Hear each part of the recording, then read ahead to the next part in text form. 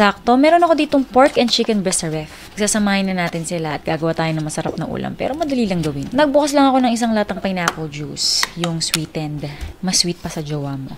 At magtitira sana ako kaso binuhos ko na rin lahat. Naglagay na rin ako ng oyster sauce at soy sauce.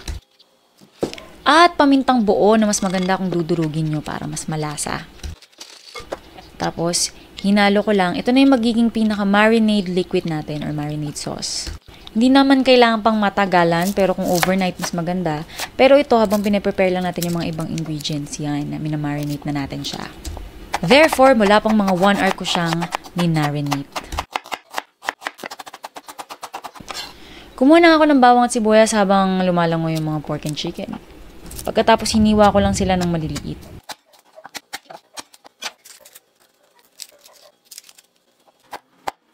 Next, maglalagay ako ng mushroom. Yung nabili kong mushroom dito ay buo, kaya hatiin ko lang sa gitna para naman hindi nakakatamad maghiwa-hiwa. Tsaka ang cute kasi nila.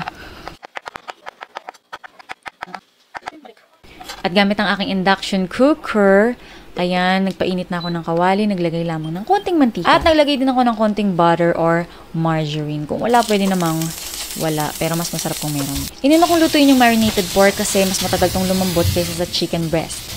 Pero dahil pork steak naman itong binili namin, kaya hindi na din siya ganun katagal lumambot. Mabilisan na rin siya, guys. Hinayaan ko lang munang maluto ng bahagya, tapos nilagay ko na yung chicken breast.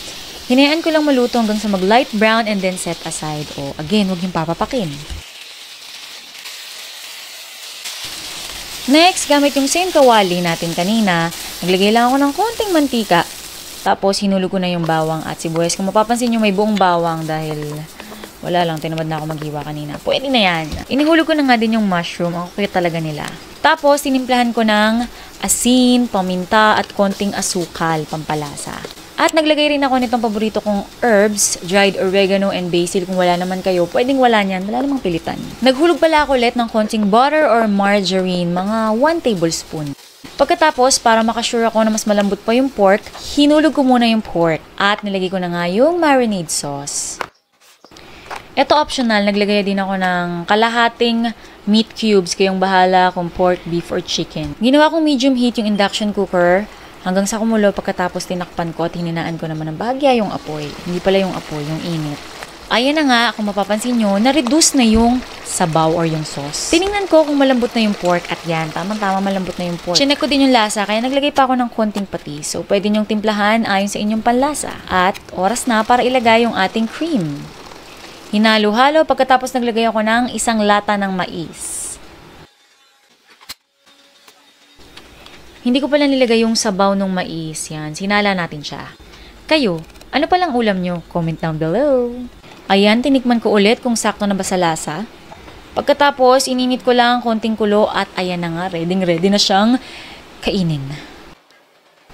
Ito na nga guys, I'm so excited dahil nakachamba na naman tayo ng bagong recipe at napakasarap niya, kaya naman i-try nyo na rin.